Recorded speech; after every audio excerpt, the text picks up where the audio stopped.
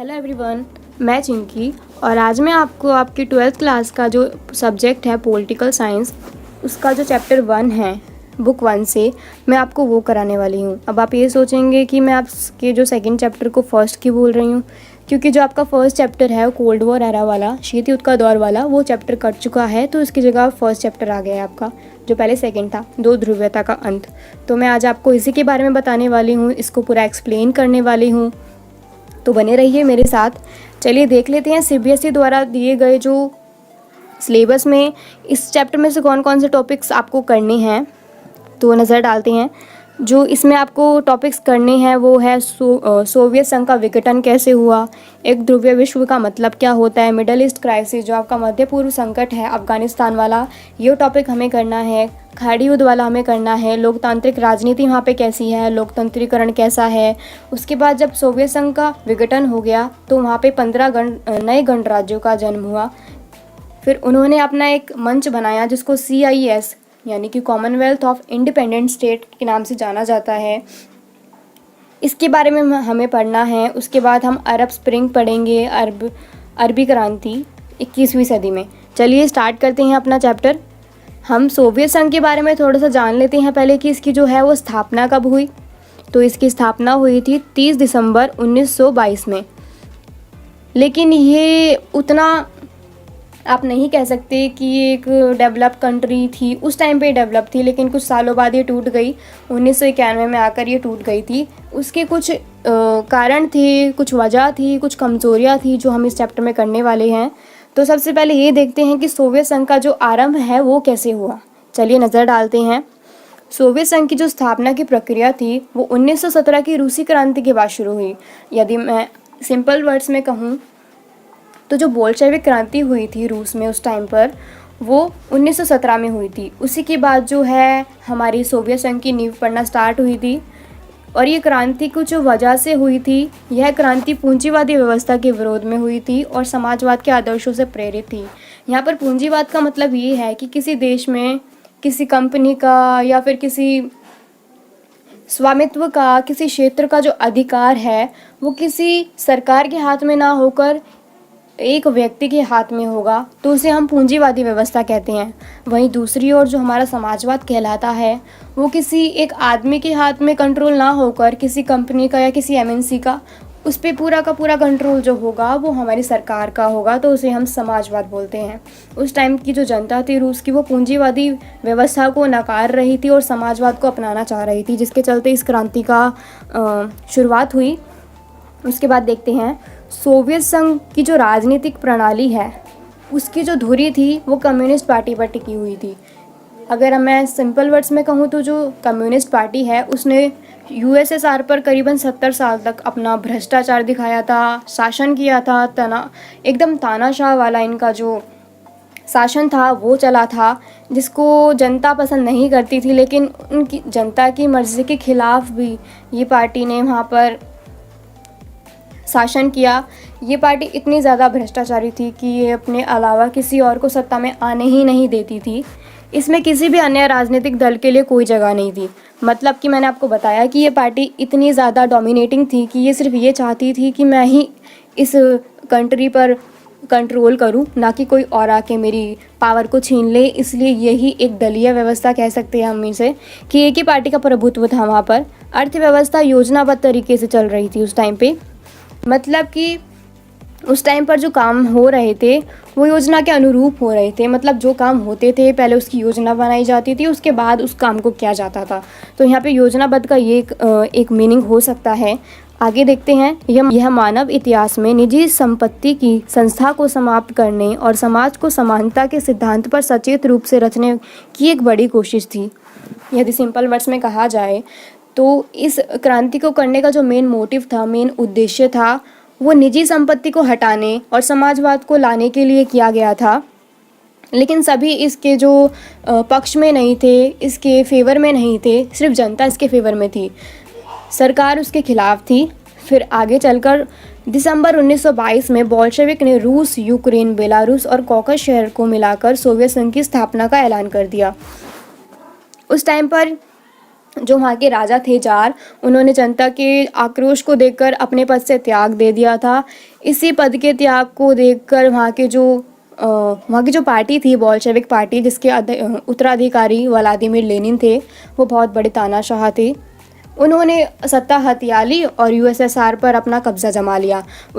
उसके बाद हम कुछ सोवियत संघ के नेताओं पर नज़र डाल लेते हैं कि वहाँ पे कैसे शासन हुआ, कैसे नेता थे, वहाँ पे कैसे महासचिव बने, उनकी मनोस्थिति क्या थी। चलिए नज़र डालते हैं। तो आपके पहले आते हैं व्लादिमीर लेनिन। आप इनकी तस्वीर देख सकते हैं। लेनिन को रूस में बोल्शेविक लड़ाई के नेता के रूप में प्रसिद्धि मिली।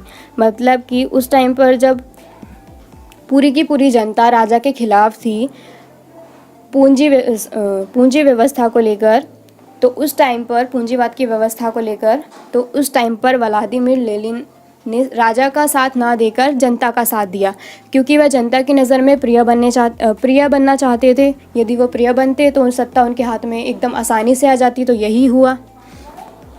उसके बाद क्या हुआ, बोल्शेविक कम्युनिस्ट पार्टी के ये संस्थापक भी रह चुके हैं। उस टाइम पर ये जो वहाँ की बोल्शेविक पार्टी है, वहाँ के संस्थापक थे। उसके बाद 1917 से लेकर 1924 में सोवियत समाजवादी गणराज्य के संस्थापक भी रहे हैं और अध्यक्ष भी रहे। उसके बाद आपके जो नेक्स्ट नेता आते हैं वो हैं जोसेफ स्टालिन। इनके बारे में देख लेते हैं। आप इनकी तस्वीर देख सकते हैं।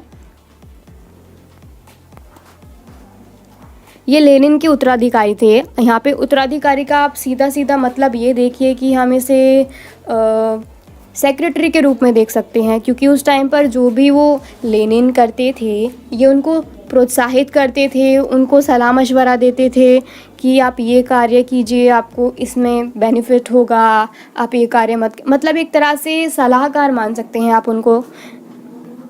फिर इन्होंने 1924 से लेकर 1953 तक सोवियत संघ का नेतृत्व किया। लगभग 29 साल तक इन्होंने यूएसएसआर पर अपना शासन चलाया। ये बाद में जाके तानाशाह बन गए थे, लेकिन उतने खराब नेता में नहीं कह सकते हैं इनको, क्योंकि ये लेनिन से तो बहुत अच्छे थे। इन्हीं के कार्यकाल में सोवियत संघ है जो मजबूत हुआ। इन्होंने कुछ नीतियाँ पारित करी थी उस टाइम पर। हम उन नीतियों के बारे में भी पढ़ लेते हैं। इनके द्वारा किए गए कुछ कार्य हैं, जैसे इन्होंने औद्योगिकरण को बढ़ावा दिया था। जो वहाँ की खेती हो रही थी उसका बलपूर्वक सामूहिकरण किया था। जो हमारा सेकेंड वर्ल्ड वॉर हुआ था 1939 से लेकर 1945 तक, उसका जो श्रेय है वो इन्हीं को जाता है, क्योंकि इन्होंने कुछ ऐसे उस टाइम पर रूल्स रेगुलेशंस बनाए थे जो कहीं ना कहीं उस टाइम पर आर्थिक संरचना के फेवर में थे यूएसएसआर के। फिर 1930 के दशक में भयानक आतंक और पार्टी के अंदर अपने विरोधियों को कुचलने का आरोप। जैसा कि मैंने आपको बताया, पहले तो ये बहुत अच्छे नेता थे, जो भी रूल्स वगैरह निकालते थे वो जनता के हित के खिलाफ नहीं होते थे, लेकिन बाद में हर नेता को कहीं ना कहीं थोड़ा बहुत तो लालच आ ही जाता है। तो इनके साथ भी वही हुआ, जब देखा गया नेताओं द्वारा कि ये जो कर रहे हैं वो ठीक नहीं है। उसके बाद इन्होंने अपने जो आलोचक थे उनको कुचलना स्टार्ट कर दिया, तो वहाँ पे इन पे आरोप वगैरह लगने स्टार्ट हो गए। उसके बाद आपके नेक्स्ट नेता आते हैं निकिता खुश्चेव। इन्हीं के टाइम पे जो आपका क्यूबा मिसाइल संकट है, आपके चैप्टर 1 में दे रखा है, वो 1962 की घटना, क्यूबा, अमेरिका और यूएसएसआर, इसकी घटना सामने आई थी। लेकिन उस टाइम पर इन्होंने बहुत चालाकी से ये पूरा जो मामला था उसको समेट लिया। इनके बारे में पढ़ते हैं। 1894 से लेकर 1971 तक सोवियत संघ के राष्ट्रपति रहे। जैसा कि आप देख ही सकते हैं, इनका कार्यकाल बहुत ज़्यादा लंबा है। उसके बाद 1953 से लेकर 1964 के काल में स्टालिन के नेतृत्व शैली के आलोचक, मतलब उस टाइम पर जो स्टालिन अपना तानाशाह शासन चला रहे थे यूएसएसआर पर, ये कहीं ना कहीं उसके आलोचक थे, मतलब उसकी सराहना नहीं करते थे, उसकी बुराइयां करते थे। तो ये उनको शैली पसंद नहीं आती थी स्टालिन द्वारा। तो 1956 में इनके द्वारा कुछ सुधार लागू किए गए, जैसे कि देख लेते हैं। जैसे पश्चिम के साथ शांतिपूर्ण सह अस्तित्ववाद, यानी कि जो ट्रेड होगा वो हमारी कंट्री तक सीमित ना रहकर हम बाहर के देशों से भी ट्रेड करेंगे, ताकि हमारी जो आर्थिक संरचना है उसको थोड़ा सा मदद मिल जाए, हमारी जीडीपी अच्छी हो जाए, हमारा जो देश है वो उन्नत हो जाए। मैंने आपको बताया जो क्यूबा मिसाइल संकट है वो इन्हीं के टाइम पर हुआ था। मैं आपको एक छोटा सा रिव्यू दे देती हूँ। जो हमारा क्यूबा मिसाइल संकट था उस टाइम पर क्या था, जो क्यूबा है वो एक छोटा सा द्वीपीय देश है जो अमेरिका के पास है, लेकिन जो क्यूबा है उसकी जो दोस्ती थी वो सोवियत संघ से थी। उस टाइम पर जो सोवियत संघ के नेता थे निकिता खुश्चेव, वो ये चाहते थे कि जो क्यूबा है हम उसको अपना सैन्य अड्डा बना लें। यदि हम सैन्य अड्डा बना लेंगे तो ज़्यादातर हम नुकसान पहुंचा सकते हैं अमेरिका को, क्योंकि उस टाइम पर जो क्यूबा है वो अमेरिका के पास था और वहाँ से अमेरिका को बहुत ज़्यादा नुकसान पहुंचाया जा सकता है। तो क्या हुआ, जो निकिता खुश्चेव हैं उन्होंने क्यूबा में अपनी मिसाइलें तैनात कर दी, लेकिन इसकी जो खबर थी उनको 3 हफ्ते बाद पता लगी अमेरिका को। उस कार्यकाल के दौरान जो अमेरिका के राष्ट्रपति थे वो जॉन एफ कैनेडी थे। जॉन एफ कैनेडी ने निकिता खुश्चेव के साथ थोड़ी सी वार्तालाप करी कि नहीं, ऐसा नहीं, हम आपस में लड़ाई करेंगे तो फिर हमारे जो संसाधन हैं उनको भी खतरा होगा, हमारी सैन्य सामग्री पे भी खर्चा होगा, हमारी जनसंख्या को भी मतलब प्रॉब्लम हो सकती है। अब सिंपल सी बात है, यदि 2 देश लड़ेंगे तो उनकी सेना भी आपस में लड़ेगी और लड़ेगी तो मरेंगे भी, यानी जनहानि होगी। ऐसे टाइम पे जो जॉन एफ कैनेडी थे वो ऐसा कोई फ़ैसला नहीं लेना चाहते थे जिसकी वजह से अमेरिका पे कोई हमला हो जाए और अमेरिका की कोई हार वगैरह हो जाए उनके संसाधनों पर। उस टाइम पर एक तरह से काले बादल गहरा रहे थे, लेकिन सब ठीक हो गया था वार्तालाप के बाद। उस टाइम पर लगा कि जो युद्ध है वो होकर रहेगा, लेकिन युद्ध हुआ नहीं। उस टाइम ये एक बहुत ज़्यादा संवेदनशील मामला था 1962 में, लेकिन ये युद्ध हुआ नहीं, ये युद्ध टल गया और जो हमारा देश है, पूरा विश्व है, उसने चैन की सांस ली। आगे देखते हैं। फिर आपके जो अगले नेता आते हैं वो है लियोनिद ब्रेजनेव। इनके बारे में पढ़ लेते हैं थोड़ा सा। यह 1906 से लेकर 1982 तक सोवियत संघ के राष्ट्रपति रहे। मतलब इन दोनों सन के बीच में इन्होंने अपना कार्यकाल पूरा किया।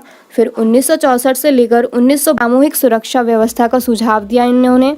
उसके बाद सन 1964 से लेकर 1982 में अपनी मृत्यु तक सोवियत संघ के प्रमुख शासक रहे। इन्होंने दूसरे नेताओं के मुकाबले ज़्यादा टाइम तक हम कहें कि अपना शासन चलाया। इनके शासन में इतनी कोई दिक्कत आई नहीं, क्योंकि ये जो भी नीतियाँ वगैरह बनाते थे वो जनता के खिलाफ ना होकर उनके हित में होती थी।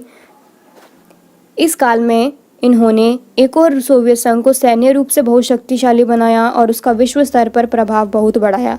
लेकिन दूसरी ओर सोवियत संघ की आर्थिक स्थिति काफ़ी मंदा हो गई। उस टाइम पर क्या हो रहा था कि हमारे अमेरिका और यूएसएसआर के बीच में शीत युद्ध का दौर चल रहा था। ये दौर लगभग 45 साल तक चला था। उस टाइम पर ये आशंका थी कि युद्ध हो जाएगा, ये अमेरिका हमारे ऊपर कभी भी हमला कर सकता है। यूएसएसआर सोचता था ऐसा, अमेरिका भी यही सोच, यूएसएसआर हमारे ऊपर कभी भी कब्जा कर सकता है या हमारे ऊपर हमला कर सकता है।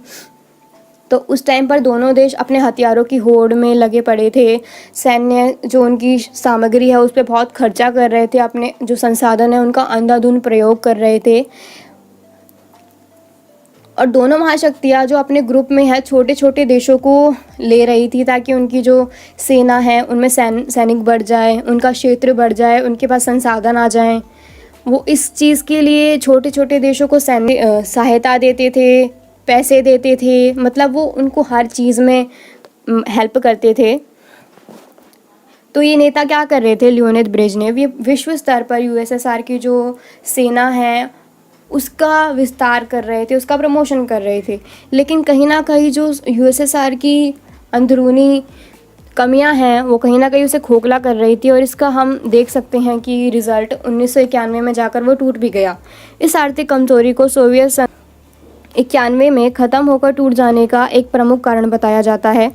उसके बाद इस काल में उन्होंने एक और सोवियत संघ को सैन्य रूप से बहुत शक्तिशाली बनाया और उसका विश्व स्तर पर प्रभाव बहुत बढ़ाया। लेकिन दूसरी ओर सोवियत संघ की आर्थिक स्थिति और मंदा हो गई। तो इस काल में उन्होंने एक और सोवियत संघ को सैन्य रूप से बहुत शक्तिशाली बनाया और उसका विश्व स्तर पर प्रभाव बहुत बढ़ाया। लेकिन दूसरी ओर सोवियत संघ की जो आर्थिक स्थिति थी वो काफ़ी मंदा हो गई थी। मैंने आपको रीज़न बता ही दिया है, क्योंकि उस टाइम पे दोनों जो महाशक्ति थी हमारी, उनके बीच में शीत युद्ध का दौर चल रहा था। दोनों अपने हथियारों की होड़ में लगे हुए थे, अपने सैन्य खर्चे बहुत ज़्यादा बढ़ा रहे थे, अपने संसाधनों का जो है अंधाधुंध प्रयोग कर रहे थे। तो ये कहीं ना कहीं एक रीज़न हो सकता है। उसके बाद आपके नेक्स्ट नेता आते हैं मिखाइल गोर्बाचेव। इनके बारे में थोड़ा सा देख लेते हैं। यहाँ आप इनकी फ़ोटो देख सकते हैं।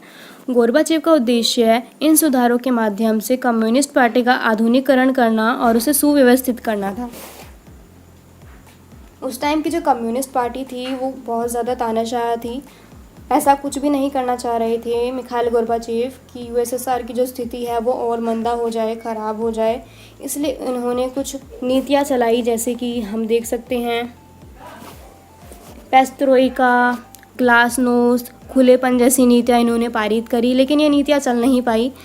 और एक बात और, ये यूएसएसआर के अपने जो लास्ट नेता मानो, आप इन्हें राष्ट्रपति मानो, इसके बाद तो यूएसएसआर ख़त्म ही हो गया था।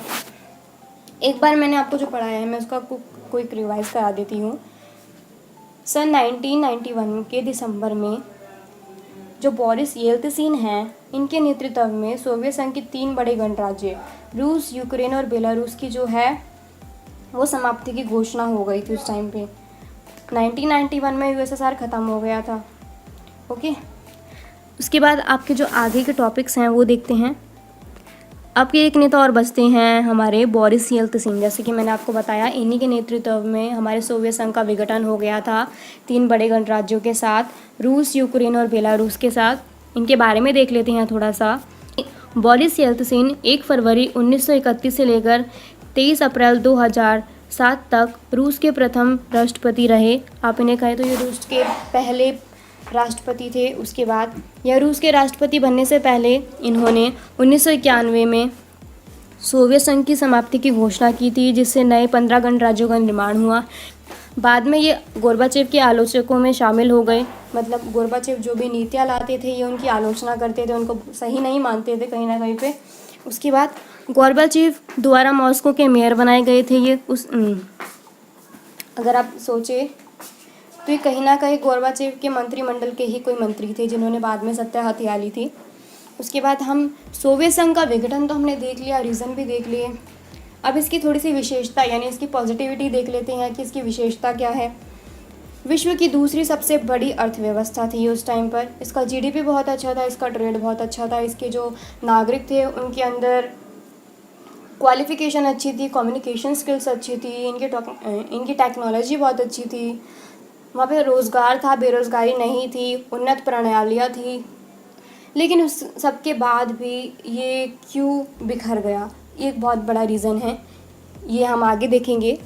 जैसे कि मैंने आपको बताया, उन्नत संचार प्रणाली थी, विशाल ऊर्जा संसाधन था, इनका जो उन्नत घरेलू उपभोक्ता उद्योग है वो बहुत ज़्यादा समृद्ध स्तर पे ही, मतलब घरेलू स्तर पर ही चीज़ों का निर्माण करते थे, जिससे कि उन चीज़ों को बाहर बेचते थे और जो हमारी विदेशी मुद्रा है उसको प्राप्त करते थे और ट्रेड करते थे। उसके बाद आवागमन की अच्छी सुविधाएं थी उस टाइम पर, राज्य का स्वामित्व बहुत अच्छा था, रोज़गार व्यवस्था अच्छी थी, जो वहाँ की स्वास्थ्य सेवा थी वो भी बहुत अच्छी थी। लेकिन फिर भी ये बिखर क्यों गया। अब इसकी थोड़ी सी कमियां भी देख लेते हैं, सोवियत संघ की कमियां। राजनीतिक आर्थिक संस्थाओं में कमज़ोरी। जो वहाँ की राजनीतिक और सरकारी संस्थाएं थी वो अपनी जनता को गलत जानकारी दे रही थी कि हमारा जो सोवियत संघ है वो बहुत ज़्यादा अच्छी तरक्की कर रहा है, डेवलप हो रहा है, विकास कर रहा है। लेकिन ऐसा कुछ नहीं था। उस टाइम पर सोवियत संघ 2 या 3 सेक्टर्स पे ज़्यादा पैसा खर्च करके और सेक्टर्स को इग्नोर ही कर रहा था एक तरह से।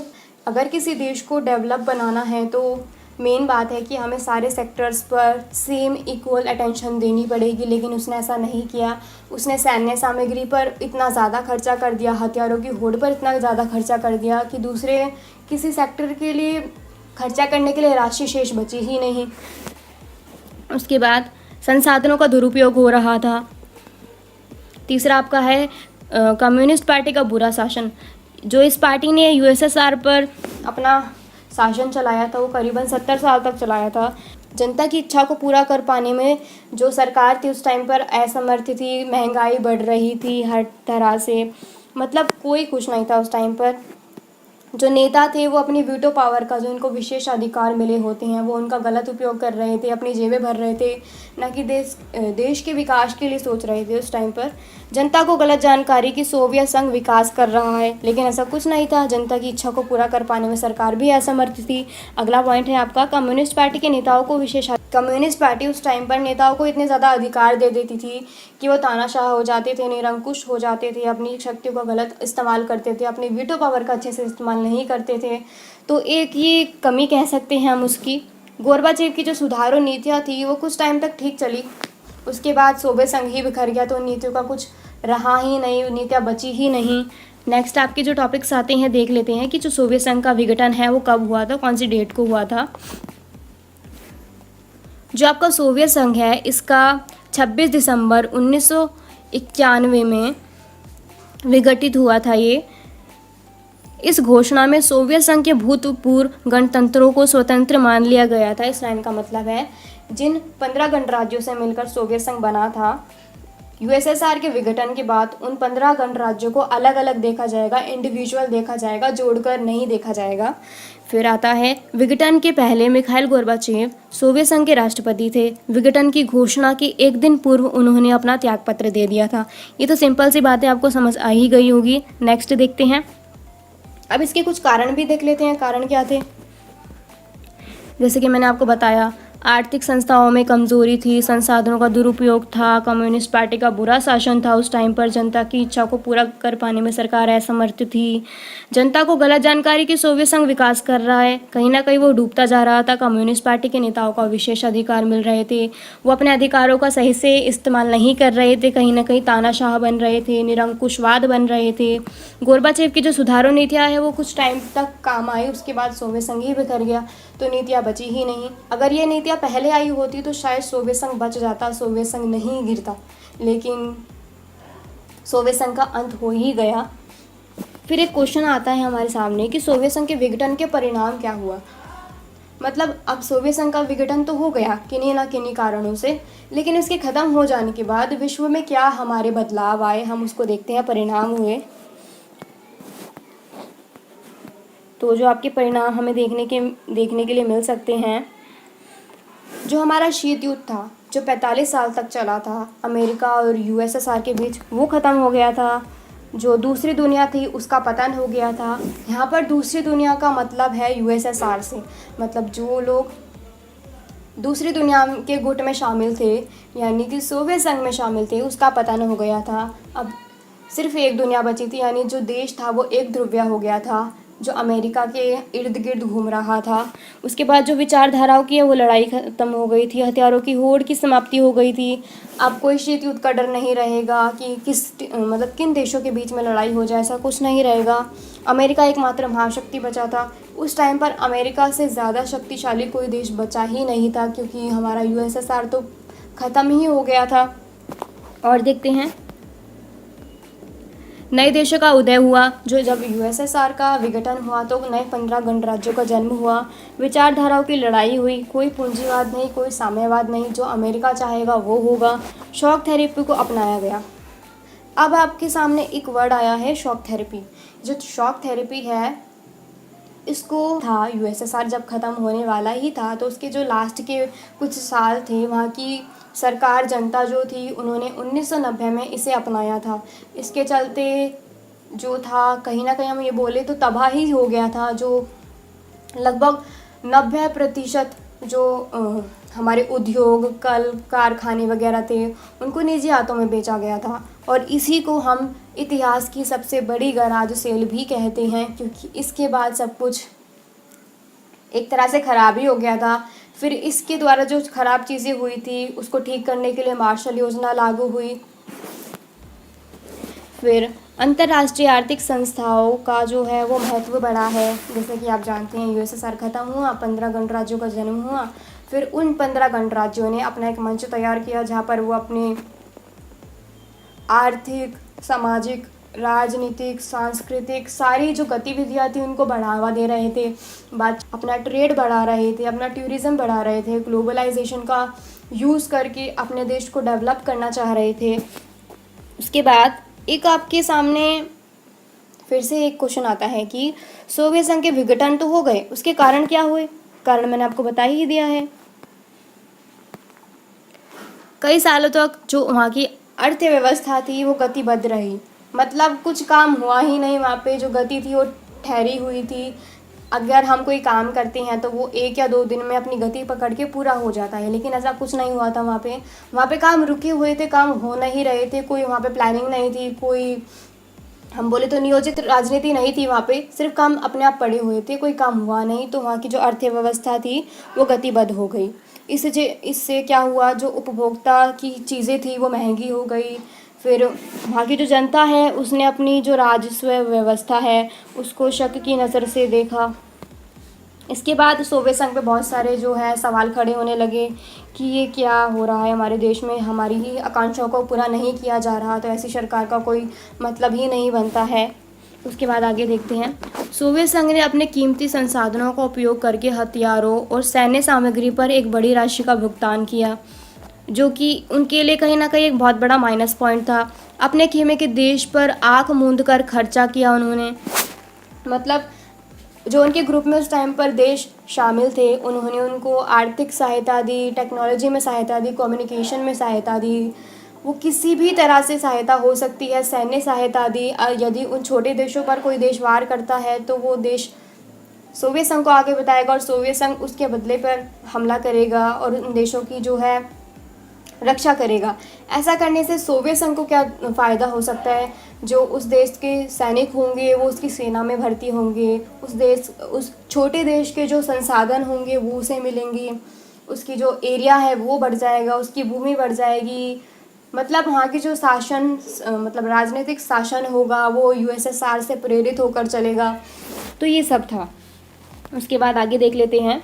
इससे जो आर्थिक संरचना है वो और ज़्यादा पिछड़ गई, क्योंकि सोवियत संघ ने अपने 2 या 3 सेक्टर्स पे इतना ज़्यादा पैसा खर्च कर दिया, इतनी ज़्यादा अटेंशन दे दी कि दूसरे सेक्टर्स पिछड़ ही गए एक तरह से। और सोवियत संघ साथ ही साथ अपने जो नागरिक थे उनको गलत सूचना दे रहा था कि उनका जो है देश है वो विकास कर रहा है।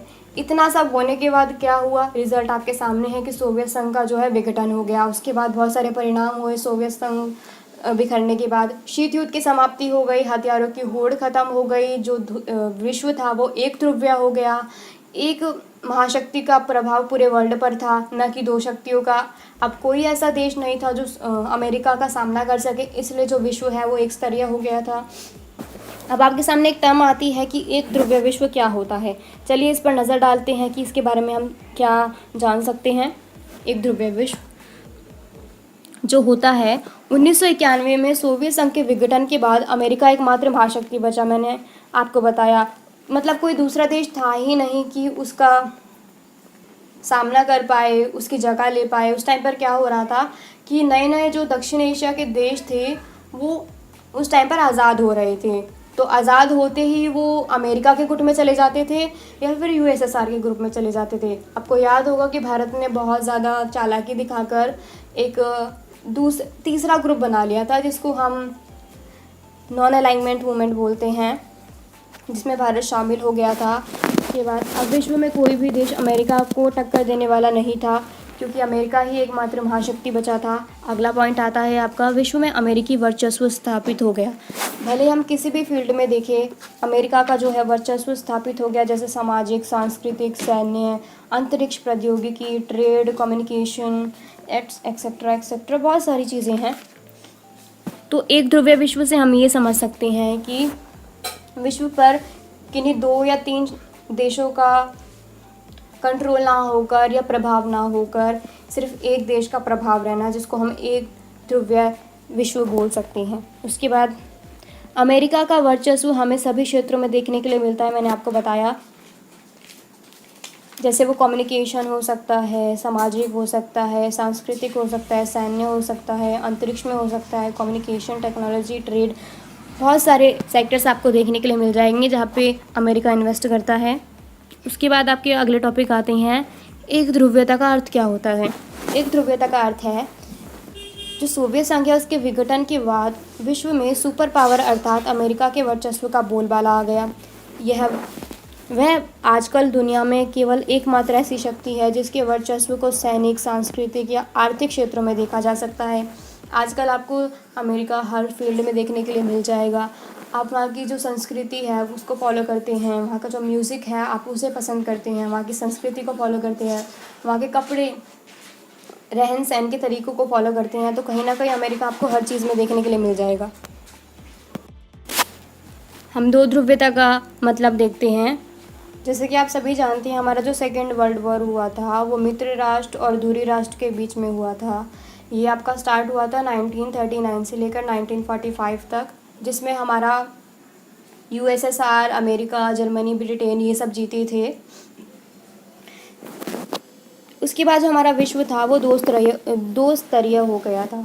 जो भी उस टाइम पर देश आज़ाद हो रहे थे वो या तो सोवियत संघ के साथ मिल जाते थे या फिर अमेरिका के साथ, तो इसको हम दो ध्रुवीयता कह सकते हैं। बोल्शेविक क्रांति जिसका वो लोग जवाब दे सकें उसका, इसलिए वो किसी ना किसी गुट में शामिल हो जाते थे। जो पूर्वी यूरोप के देश थे वो सोवियत संघ के साथ मिल गए थे। उसके बाद इन देशों को राजनीतिक और सामाजिक व्यवस्था सोवियत संघ की समाजवादी प्रणाली पर ढाला गया था। इन्हें ही समाजवादी खेमे के देश या दूसरी दुनिया के देश कहा जाता था। उस समय जो भी देश, छोटे छोटे देश हमारे सोवियत संघ के साथ शामिल थे, उन्हें दूसरी दुनिया के देश के नाम से भी जाना जाता है। ये पेपर में आ सकता है, आप देख सकते हैं। तो चलिए देखते हैं हमारा मिडल ईस्ट क्राइसिस था क्या। लेकिन मिडल ईस्ट क्राइसिस को जानने से पहले हम अफ़गानिस्तान के बारे में थोड़ा सा जान लेते हैं। ये चारों तरफ से भूमि से घिरा हुआ देश है, मतलब यहाँ पे कोई उपजाऊ भूमि है नहीं। इसके भूभाग में हिंदुकुश पहाड़ियाँ और दक्षिण हिस्से में रेगिस्तान मिलता है आपको। उसके बाद यहाँ कम उपजाऊ भूमि है। यहाँ की जो जनसंख्या है वो 42% हिस्सा पश्तून है, 27% हिस्सा ताजिक है और कुछ हिस्से उज़्बेक, हज़ारादी हैं। ये आपको पॉपुलेशन का परसेंटेज बता रखा है। अगर आपको और ज़्यादा सिंपली जानना है तो ये पाई चार्ट आपके सामने है, आप देख सकते हैं। यहाँ की जितनी भी पॉपुलेशन है उनको सबको 25% में बांटकर इक्वली आपको दिखाया गया है। उसके बाद आगे देखते हैं अफ़गानिस्तान के जो संस्थापक कहलाते हैं, उस टाइम पे वहाँ पे किसका शासन था, कौन लोग वहाँ पे शासन कर रहे थे, अफ़गानिस्तान में कौन से बड़े बदलाव आए थे, उन पे नज़र डालते हैं। तो चलिए देखते हैं। 1960 के दशक में राजा जाहिर शाह ने अफ़गानिस्तान में कुछ सुधार किए। जो सुधार थे जैसे कि महिलाओं की शिक्षा पर ध्यान दिया गया था, जो चुनाव प्रक्रिया थी ध्यान दिया गया था, अटेंशन दी गई थी, उसकी जो प्रणाली थी उसे उन्नत किया गया था, जनता को राजनीतिक अधिकार दिए गए थे कुछ। फिर सन 1973 में जाहिर शाह के परिवार से ही दाऊद खान ने उनका तख्तापलट कर दिया, मतलब उनको सत्ता से बेदखल कर दिया। उसके बाद 1978 में इसका भी तख्तापलट हो गया दाऊद खान का। उसके बाद आता है आपका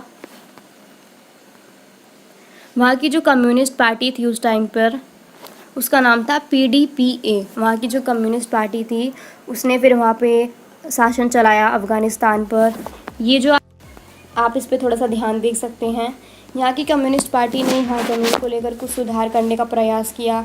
उन्होंने सिंपली ये प्रयास किया था जिन लोगों के पास बिल्कुल ज़मीन नहीं थी उनको ज़मीन दिलाने के लिए उन लोगों से इक्वल अमाउंट में उतनी ज़मीन ली गई थी जिनके पास ज़मीन थी,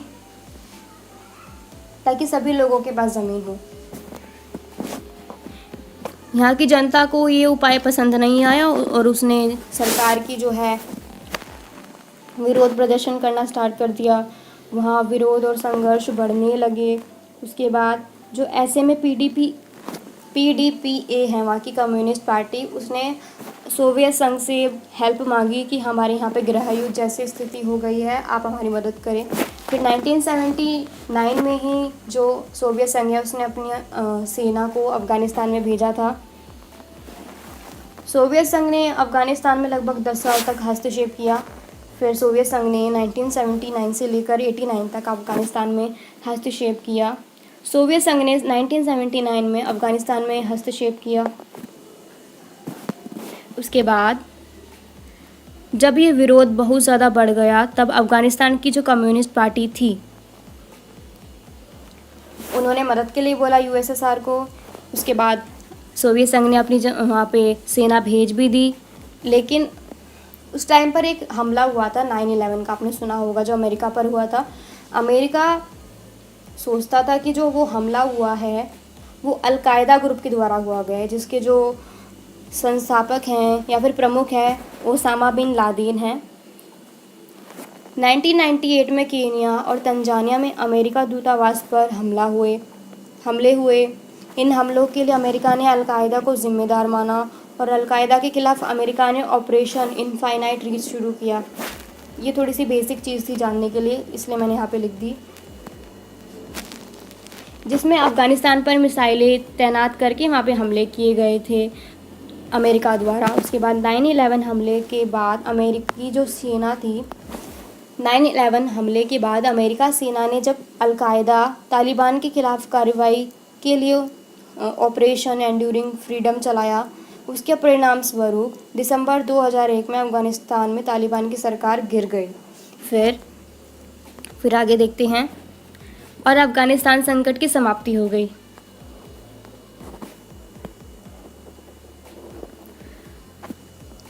लेकिन इतनी सारी चीज़ों के बाद भी जो सेना थी वो अफ़गानिस्तान में हस्तक्षेप कर रही थी, जिसको कहीं ना कहीं सही नहीं माना गया था उस टाइम पर। तो उससे हुआ क्या, बेवजह अपनी जो सेना थी अफ़गानिस्तान में भेजने के खिलाफ की वजह से सोवियत संघ की जो व्यवस्था थी वो और कमज़ोर हो गई। जो सोवियत संघ था उसने 24 दिसंबर 1979 में अपनी सेना को अफ़गानिस्तान में भेजा था। फिर कुछ सालों बाद बुला लिया गया था, लेकिन जो वहाँ पे आवाम थी अफ़गानिस्तान की, उसको हस्तक्षेप पसंद नहीं आ रहा था यूएसएसआर का, कि हमारी जो गृह युद्ध की स्थिति बनी हुई है इसमें आप टांग क्यों उड़ा रहे हो आके। तो युद्ध जो हुआ था वो अफ़गानिस्तान की जनता वर्सेस यूएसएसआर की जो सेना है उसके खिलाफ हो गया था। मुस्लिम देशों ने इसका विरोध किया, अफ़गानिस्तान के लोग थे उन्होंने भी इसका विरोध किया। जो सोवियत संघ जो हमेशा चुप्पी तान के बैठा रहता है, इसने भी उसका विरोध किया, अमेरिका ने इसका विरोध किया। उसके बाद इतने विरोध होने के बावजूद भी सोवियत संघ नहीं माना। सोवियत संघ ने अफ़गानिस्तान के विभिन्न शहरों को अपने कब्ज़े में ले लिया। इससे जो वहाँ की जनता थी वो और ज़्यादा गुस्से में आ गई। फिर जो युद्ध हुआ वो जनता वर्सेस सोवियत संघ हुआ। सभी विद्रोही इकट्ठे हो गए और इन्होंने अपने आप को, जो सभी विद्रोही थे वो इकट्ठे हो गए और इन्होंने इसे धार्मिक युद्ध के नाम से जाना। मतलब जो युद्ध हो रहा था उस टाइम पर सोवियत संघ और वहाँ की जनता के खिलाफ, उस धार्मिक युद्ध की संज्ञा दी गई। इसे जिहाद नाम भी दिया गया। सोवियत संघ के खिलाफ लड़ने वाले मुजाहिदीन कहलाए गए। सोवियत संघ के खिलाफ पाकिस्तान, अमेरिका, चीन, सऊदी अरब तथा अन्य मुस्लिम देश भी आ गए थे, क्योंकि कहीं ना कहीं जो यूएसएसआर कर रहा था वो ठीक नहीं था। एक बार आप क्विक रिवाइज कर लीजिए उस हमारे मिडल ईस्ट क्राइसिस का। सन 1978 में अफ़गानिस्तान की जो दाऊद खान की सरकार थी, वहाँ को उसे सत्ता से हटा दिया गया था। फिर PDPA, वहाँ की जो कम्युनिस्ट पार्टी है, उसने शासन चलाया अफ़गानिस्तान में। PDPA पार्टी ने अफ़गानिस्तान में भूमि सुधार शुरू किए, जिसके तहत भूमि की एक अधिकतम सीमा को निर्धारित किया गया और निर्धारित सीमा से अधिक भूमि जिस भी व्यक्ति के पास थी उससे भूमि लेकर उस व्यक्ति को भूमि दी गई जिसके पास भूमि नहीं थी। ये मैंने आपको बताया, ये सुधार था जो जनता को पसंद नहीं आया था। भूमि सुधार के इस फैसले का वहाँ पर विरोध किया गया। लोगों ने सरकार के खिलाफ जिहाद यानी कि विरोध प्रदर्शन शुरू कर दिया। इसके बाद से ही जो अफ़गानिस्तान संकट है यहाँ की इसकी शुरुआत हुई थी। फिर आपकी एक नीति आती है गोरिल्ला युद्ध। गोरिल्ला युद्ध होता क्या है देख लेते हैं। गोरिल्ला युद्ध एक ऐसी टेक्निक है जिसमें छुपकर वार किया जाता है, सामने से वार नहीं किया जाता। ये छोटी सी एक बेसिक जनरल नॉलेज थी जो मैंने आपको बताई। आज की वीडियो में इतना ही। अगली वीडियो में हम अपना चैप्टर को कंटिन्यू करेंगे। एक बार मैं आपको क्विक रिवाइज करा देती हूँ कि हमने पूरी वीडियो में पढ़ा क्या है, ताकि आपको एक वार्म अप मिल जाए, समरी मिल जाए पूरी वीडियो की।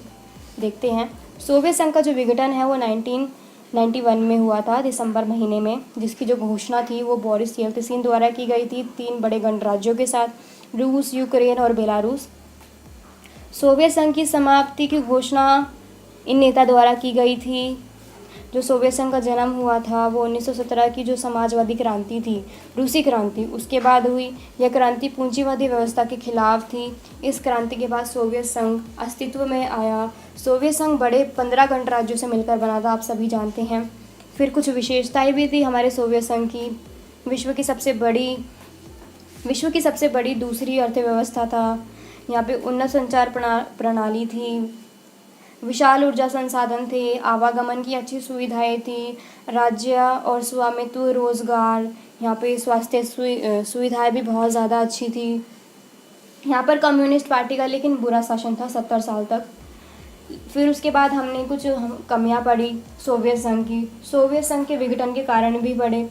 राजनीतिक आर्थिक संस्थाओं में कमजोरी थी, संसाधनों का दुरुपयोग हो रहा था, कम्युनिस्ट पार्टी का बुरा शासन था, जनता की इच्छा का पूरा ना कर पाने में सरकार असमर्थ थी, जनता को गलत जानकारी दी जा रही थी कि हमारा सोवियत संघ विकास कर रहा है, लेकिन कहीं ना कहीं जो हमारा सोवियत संघ था वो तिल तिल होकर खोखला हो रहा था। उस टाइम पर जो कम्युनिस्ट पार्टी के नेता थे उनको विशेष अधिकार मिले गए थे, जिनकी वो सही तरह से उपयोग नहीं करते थे। सोवियत संघ के विघटन के बाद जो हमारा देश था वो एक ध्रुवीय हो गया था। वो कैसे? शीत युद्ध की समाप्ति हो गई थी, दूसरी दुनिया का पतन हो गया था, हथियारों की होड़ खत्म हो गई थी, अमेरिका एकमात्र महाशक्ति बचा था, नए 15 गणराज्यों का हमारा उदय हुआ, विचारधाराओं की लड़ाई खत्म हुई। 1990 में शॉक थेरेपी को अपनाया गया, जिसके बाद सब कुछ तबाह हो गया। लगभग 90% जो उद्योग थे उनको निजी हाथों में बेचा गया। फिर अंतर्राष्ट्रीय आर्थिक संसाधनों का महत्व बढ़ गया था। उसके बाद हमारा जो विश्व है वो एक ध्रुवीय हो गया था। वो कैसे? 1991 में सोवियत संघ का विघटन हुआ, ये आप सभी जानते हैं। उसके बाद एकमात्र महाशक्ति हमारा अमेरिका बचा था। उस टाइम पर ऐसा कोई देश नहीं था जो अमेरिका का विरोध कर सके या उसको बीट कर सके। कोई सानी नहीं था उसका। विश्व में अमेरिकी जो वर्चस्व है वो स्थापित हुआ। अमेरिका का वर्चस्व हमें बहुत सारी जगह देखने के लिए मिल जाता है, जैसे सामाजिक, सांस्कृतिक, सैन्य, अंतरिक्ष प्रौद्योगिकी इत्यादि। उसके बाद आपका टॉपिक था मिडल ईस्ट क्राइसिस, मध्य पूर्व संकट। जो अफगानिस्तान है आपका, यहाँ की जो जनसंख्या वितरण है, यहाँ पे जो पश्तून रहते हैं वो 42% रहते हैं, ताजिक जो रहते हैं वो 27% रहते हैं, आपके जो हज़ारा हैं वो 8% रहते हैं, और जो आपके उज़्बेक हैं वो 9% रहते हैं। फिर यहाँ की हमने भूगोलिक स्थिति भी देखी थी। यहाँ की जो भूमि है वो उपजाऊ नहीं है, हिंदू कुश पहाड़ी इलाका है, रेगिस्तान मिलते हैं, चारों ओर भूमि से घिरा हुआ है। फिर हमने ये भी देखा था कि जो पाकिस्तान और अफ़गानिस्तान की रेखा है उसे हम डूरंड रेखा के नाम से जानते हैं। फिर उसमें कुछ हमने अफ़गानिस्तान की जो लोकतांत्रिक प्रणाली थी उसको देखा था। 1960 के दशक में वहाँ पे राजा जाहिर शाह का शासन था। उन्होंने कुछ सुधार करे थे, महिलाओं की शिक्षा पर ध्यान दिया था, चुनाव प्रक्रिया को ठीक करवाई थी, जनता की जो राजनीतिक आकांक्षा या अधिकार है उसमें बढ़ोतरी की थी। फिर सन 1973 में जाहिर शाह के परिवार से ही दाऊद खान ने इनका तख्ता पलट कर दिया था। फिर 1978 में इसका भी तख्ता पलट हो गया था दाऊद खान का। फिर जो सत्ता आई थी वो कम्युनिस्ट पार्टी के हाथ आई थी। उस टाइम पर जो वहाँ की पार्टी थी PDPA, उसका नाम था people's democratic party of Afghanistan. फिर यहाँ की जो CP थी उसने यहाँ पर, यानी कम्युनिस्ट पार्टी थी, यहाँ पर कुछ भूमि सुधार किए, जिसका विरोध वहाँ की आम जनता ने किया। वहाँ विरोध और संघर्ष बढ़ने लगे। ऐसे में जो PDPA था उसने सोवियत संघ से मदद मांगी। सोवियत संघ ने 10 साल तक लगभग हस्तक्षेप किया अफ़गानिस्तान में। फिर सोवियत संघ ने 1979 में अफ़गानिस्तान में हस्तक्षेप स्टार्ट कर दिया था। इससे सोवियत संघ की जो अर्थव्यवस्था थी वो और ज़्यादा कमज़ोर हो गई। सोवियत संघ ने 24 दिसंबर 1979 में अपनी जो सेना है उसको अफ़गानिस्तान में भेज दिया था, जिसका विरोध वहाँ के मुस्लिम देशों ने किया था। अफ़गानिस्तान के लोगों ने इसका विरोध किया। जो UNO है हमारा उसने भी इसका विरोध किया, अमेरिका ने भी इसका विरोध किया। इतने विरोध के बावजूद भी सोवियत संघ नहीं माना और वो अपने जो हस्तक्षेप है उसकी नीति पे कायम रहा, उसको करता रहा। उसके बाद जो युद्ध हुआ वो जनता वर्सेस यूएसएसआर हुआ, अफ़गानिस्तान की जनता वर्सेस यूएसएसआर। सभी विद्रोही इकट्ठा हो गए और इन्होंने इसे धार्मिक युद्ध का नाम दिया, इसे जिहाद नाम भी दिया गया। सोवियत संघ के खिलाफ लड़ने वाले मुजाहिदीन कहलाए। सोवियत संघ के खिलाफ पाकिस्तान, चीन, सऊदी अरब तथा अन्य मुस्लिम देश हो गए। फिर हमने एक टेक्निक पढ़ी थी कि गोरिल्ला युद्ध क्या होता है। गोरिल्ला युद्ध एक ऐसी तकनीक है जिसमें छिपके वार किया जाता है। फिर एक टर्म आई थी आपकी 1985 में, जो आपके सोवियत संघ के कम्युनिस्ट पार्टी के महासचिव बने थे वो मिखाइल गोर्बाचेव बने थे, जिनके बारे में हमने आगे वीडियो में पढ़ा भी था।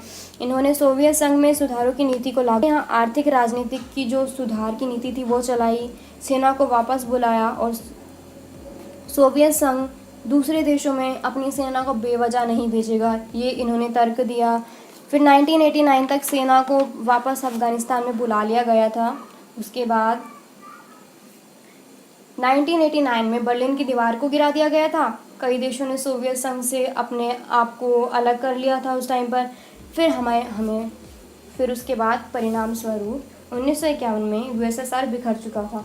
तो आज की वीडियो में हमने इतना करा है। अगले में हम देखेंगे कि जो हमारा सेकंड पार्ट है उसमें हम क्या देखते हैं, आगे के टॉपिक्स करते हैं। होप आपको ये वीडियो पसंद आई होगी। अगर पसंद आई हो तो बने रहिए हमारी सेकंड पार्ट के लिए। तब तक के लिए बाय, थैंक यू।